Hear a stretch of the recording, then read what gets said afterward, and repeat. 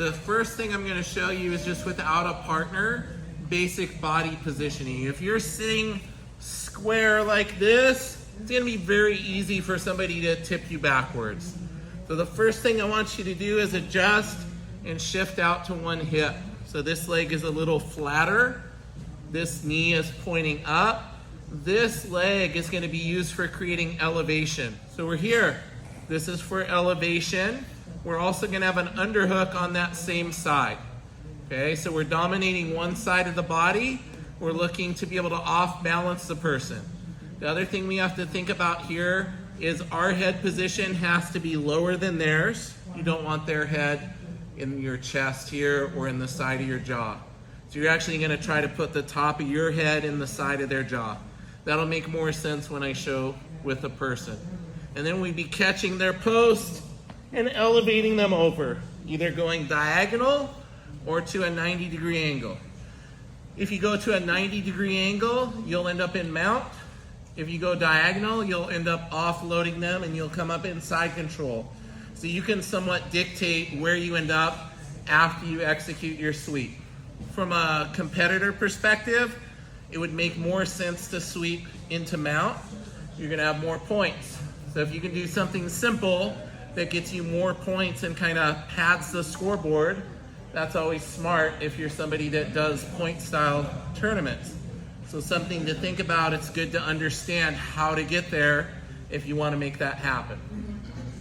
Last thing, body positioning wise.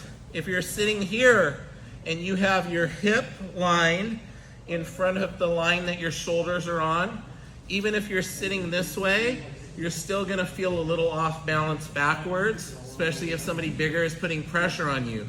So if you scoot your hip line behind your shoulder line, now you're gonna be more stable in this position. Now, butterfly guard usually occurs when the person is doing grounded style of passing. They either have both knees down or they have one knee down and one knee up. We're gonna look from him having both knees down. Okay, so both my hooks go on the inside of his legs. I'm gonna create that angle. I'm gonna get my underhook. Top of my head is in his jaw. My elevating leg, I am aiming between his knee and his mid-thigh. That's my lifting point, not up in the crease of his leg. If you're up in the crease of the leg, you're closer to the center mass. It's gonna be harder to cause that off balance. You wanna be more towards the knee. Okay, so we're here. When I'm ready to take him over, I'm going. Coming up attached to him, and we're here. Or, same thing, but watch what happens if I fall more here. Come all the way over into mount and secure our position. The last thing I'll leave you with, the leg that is lifting continues lifting all the way through the movement, especially on the one where you go to mount. If you start to do the one where you go to mount and you release the tension of the elevator hook too soon, you're gonna come up and get caught in their half guard.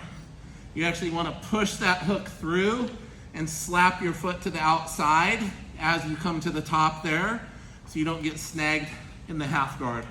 Unless you're a very savvy competitor. You allow your foot to get trapped off of the sweep, so then when you pass the mount, you get an extra how many points? Somebody tell me. Wrong. Yeah, you ref, you should know. You get an extra 3 points for passing the guard in that scenario. So you would have 2 points for the sweep, you got caught in their half guard, you cleared your foot from the half guard prior to mounting, you control the mount for 3 seconds, and now you have your 4 for the mount. So just something to bear in mind, but for that you have to be very confident that they don't have an amazing half guard or deep half guard. Then you might just be stuck there and end up getting reversed or whatever. So I have to refine something, and then I'll also show the second variation so we can start working that. Let's angle this way. So a lot of you, you're doing a great job. You're getting your angle and you're here. And then when it comes time to sweep the person, you're doing this. falling straight back, separating, and now trying to fall from the side. He will just put his hands on the mat, float his hips, and pummel his legs. No. Pummel your leg over my leg. Yep. He'll flatten me, he'll do that type of thing. Okay? So I'm making myself flat for him. I'm allowing him to put that weight on me. What was our whole objective with sitting this way? Not getting flattened out, right? So why would you sit this way and then, no. Either diagonal or 90. Fall directly the way that you want to go. Don't try to fall back and then turn. That will give them the opportunity to flatten you out. Does that make sense to everyone? I saw about 25% of you get here and then roll back and then try to go to the side. And what was happening is your partner was being nice and they were still allowing you to complete the sweep. Never going to happen in real life with somebody who knows what's going on or could feel that you flattened or that you disconnected from them. The follow-up. We're here, but he wins the head position. Now his hips are too far for me to successfully execute the sweep. Not a problem. We're not going to sit here and try to fight for something that's been taken away from us. We're going to move our hip a little away diagonally. So back behind us, here. And now I'm going to go to the front of his knee and kick his leg out. Notice I specified the front of his knee. Because what can happen here, his head's here, you move out, but now you push his knee out and you just widen it. Now you created base for him. Now, if I go to the front of the knee, look, no base. On that one, you pretty much just have to turn the shoulders with your underhook. You don't have to do a whole lot of lifting with your elevator leg. But you can add that in there if you need it. It's just a lot of times the timing on this one, you catch them and they don't really have a whole lot of time to react. So you really don't need to elevate, but it is there if you need it. Always try to keep a little connection on the inside of their legs with both of your hooks, just in case you need it. This one is gonna be for a super smart guy that, like Matt, that when I go here, he knows I want to sweep in there, so he steps his foot out to that side, out to the side. So you have a good base, like over here.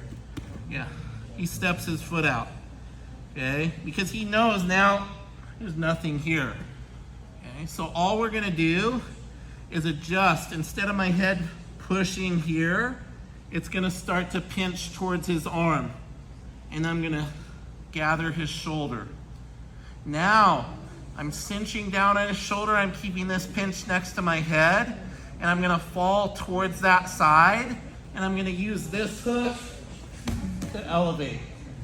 And then we're gonna come over once again and establish mount. You have a whole sequence. Do one thing, doesn't work, you go to the next, that doesn't work, you go to the next. That's jiu-jitsu. Not trying to force a square peg into a round hole.